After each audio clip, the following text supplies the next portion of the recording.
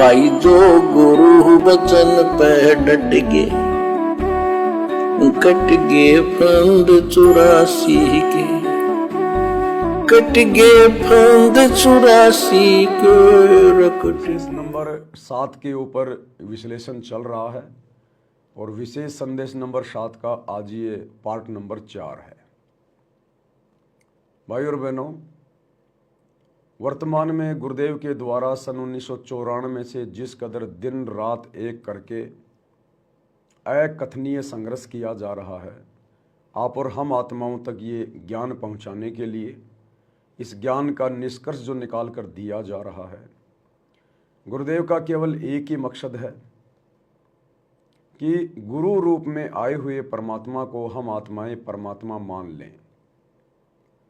हमसे युगों युगों केवल एक ही गलती रही कि हमने गुरु को ही परमात्मा नहीं माना, स्वीकार नहीं किया। और शतलोक की भक्ति के लिए, पूर्ण मोक्ष प्राप्ति के लिए ये प्रथम कंडीशन है, ये अनिवार्य है कि हम अपने गुरु के अलावा किसी अन्य में परमात्मा स्वप्न में भी ना देखें, ना ही ब्रह्मा विष्णु महेश में, ना ही किसी अन्य देवी देवता में, और ना ही कबीर भगवान जो आज से पहले ना जाने कितने रूपों में आ चुका है, कितनी बार आ चुका है। आज गुरु रूप में आए हुए उस कबीर परमात्मा के पहले वाले रूप, स्वरूप, वो भी हमारे किसी काम के नहीं हैं। प्रेजेंट में हमारा गुरु कौन है, वर्तमान में हमारा गुरु कौन है, बस वही हमारा भगवान है। उसके अलावा हमने भगवान को ना ही तो 650 साल पहले देखना है, ना द्वापर में, ना त्रेता में, ना सतयुग में। हमने केवल उनकी लीलाओं को देखना है, उनके ज्ञान को देखना है। जो उदाहरण वो सत्संगों के माध्यम से आप और हम सभी के लिए पेश करके चले गए हैं, हमने केवल उस ज्ञान को देखना है। उन फोटोओं को नहीं देखना है, उन मूर्तियों को नहीं देखना है। अगर फोटो भी हमारे किसी काम की है तो जो वर्तमान रूप है परमात्मा का, जो धरती पर जिंदा प्रकट है, हमारे गुरु के रूप में प्रकट है, केवल वही रूप हमारे लिए लाभदायक है। अन्यथा आज से पहले चाहे परमात्मा कितनी बार आ चुके हों, उनके वो रूप, वो स्वरूप, उनके वो प्रकट दिवस हमारे किसी काम के नहीं हैं। तो कुल मिलाकर एक ही निष्कर्ष निकलता है। परमात्मा कहते हैं कोट ज्ञान का एक मूल है, सुरत ठिकाने राख। कि तेरा जो ध्यान है, तेरी जो सुरती है ना, उसको ज्ञान के ऊपर टिका के रख। ये तेरे गुरु के अलावा दूसरा कोई कबीर नहीं, दूसरा कोई परमात्मा नहीं है। और ये बात भाई और बहनों हृदय से स्वीकार करना ये सबके बस की बात नहीं है। परमात्मा कहते हैं साधु सेती मस्करी चोरा नाल खुशहाल, मल अखाड़ा जीतेंगे युगों युगों के माल। कोई बिरले होंगे जो गुरु में परमात्मा के दर्शन करेंगे। गुरुपद से वह बिरला कोई, जहां पर कृपया साहिब की होई।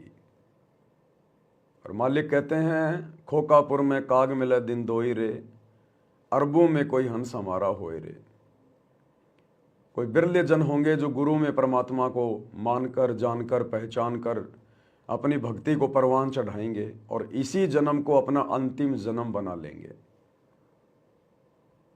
आगे यदि हमें मनुष्य जन्म मिल भी गए तो फिर हमारा मोक्ष संभव नहीं है। क्योंकि देखो ये कलयुग की बिचली पीढ़ी है और कलयुग की बिचली पीढ़ी सतगुरु रामपाल जी से शुरू हुई है और सतगुरु रामपाल जी के बाद ही खत्म हो जाएगी। जिस प्रकार कलयुग की प्रथम पीढ़ी जब कबीर परमात्मा बनारस के काशी में सतलोक से लहरतारा तालाब में एक विकसित कमल के फूल पर प्रकट हुए थे, उस दिन कलयुग की प्रथम पीढ़ी शुरू हुई थी 1398 में। और जिस दिन परमात्मा सन 1518 में मगर से प्रस्थान कर गए थे, उसी दिन कलयुग का प्रथम चरण समाप्त हो गया था। ये बात आप और हमें अच्छे से पता है। वर्तमान में कलयुग का दूसरा चरण है, दूसरी पीढ़ी है। और गुरुदेव ने कई बार हमें समझा दिया कि बच्चों भारत आज़ाद होने के बाद कलयुग की ये दूसरी पीढ़ी शुरू हुई है। सन 1951 में सतगुरु रामपाल जी सतलोक से प्रकट हुए और कलयुग की दूसरी पीढ़ी शुरू हुई। और जिस दिन सतगुरु रामपाल जी परमेश्वर जो संत रूप में धरती पे प्रकट हैं, अपनी लीला कर रहे हैं, जिस दिन ये परमात्मा अपने चरण कमल संत रूप में पृथ्वी से हटा लेंगे, यानी जिस रूप में आए हुए हैं उस रूप में परमात्मा जिस दिन अपने सतलोक वापस चले जाएंगे, उसी दिन ये कलयुग की दूसरी पीढ़ी भी समाप्त हो जाएगी। केवल इनका मार्ग चलेगा, इनका पंथ चलेगा। जैसे कबीर जी के मगर से जाने के बाद भी आज तक उनका मार्ग चल रहा है, उनका पंथ चल रहा है। लेकिन यदि कोई आत्मा मोक्ष प्राप्त कर सकती थी कलयुग के प्रथम चरण में, केवल कबीर जी के काशी में रहते सहते कर सकती थी। उनके मगर से जाने के बाद कोई मोक्ष प्राप्त नहीं कर सकता था। तो ठीक इसी प्रकार भाई और बहनों, एक गोल्डन चांस है, भक्ति का प्राइम टाइम है, भक्ति युग है, और ये थोड़े से समय के लिए है, पलक झपकने जितने समय के लिए है। अगर चारों युगों के समय की काउंटिंग करें तो सतयुग से लेकर कलयुग का जो टोटल समय है वो 43,20,000 वर्ष का बनता है। उस 43,20,000 वर्ष के समय में ये कलयुग की पिछली पीढ़ी का समय है सन 1951 से, जब से सतगुरु रामपाल जी आए हैं। और जब सतगुरु रामपाल जी यहाँ से चले जाएंगे, बस ये जितना भी 100-150 वर्ष का जितना भी होगा, केवल इतना ही पलक झपकने जितना समय है।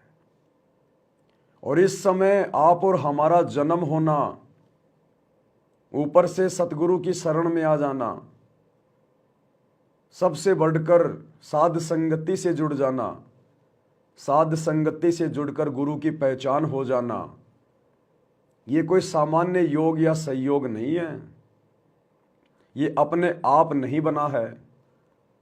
इस पृथ्वी पर जितने मनुष्य शरीरधारी स्त्री या पुरुष हैं, ये उन सब का परम सौभाग्य है। ये विशेष संयोग परमेश्वर ने उन आत्माओं को दिया है इस समय अपने धरती पर रहते सहते। आज देवताओं के पास भी ये गोल्डन चांस नहीं है पूर्ण मोक्ष प्राप्ति का। आज आप और हम मनुष्यों के पास है। तो जिन जिन तक परमात्मा ने अपनी जानकारी पहुंचा दी है, जिनके संस्कार पिछले जन्म जन्मांतरों के मजबूत हैं, वो भाई बहन इसको हल्के में ना लें, अन्यथा फिर हमारी बहुत लंबे समय के लिए दुर्गति शुरू हो जाएगी, बहुत लंबे समय के लिए। तो हम सिर धड़की बाजी लगा दें। गुरुदेव के जाने के बाद कलयुग की पिछली पीढ़ी समाप्त, फिर हजारों साल केवल उनका मार्ग चलेगा, उनका भाई जो गुरु बचन पे डट गे, कट गे फंद 84 के, कट गे फंद 84 के, कट गे फंद 84 के। भाई जो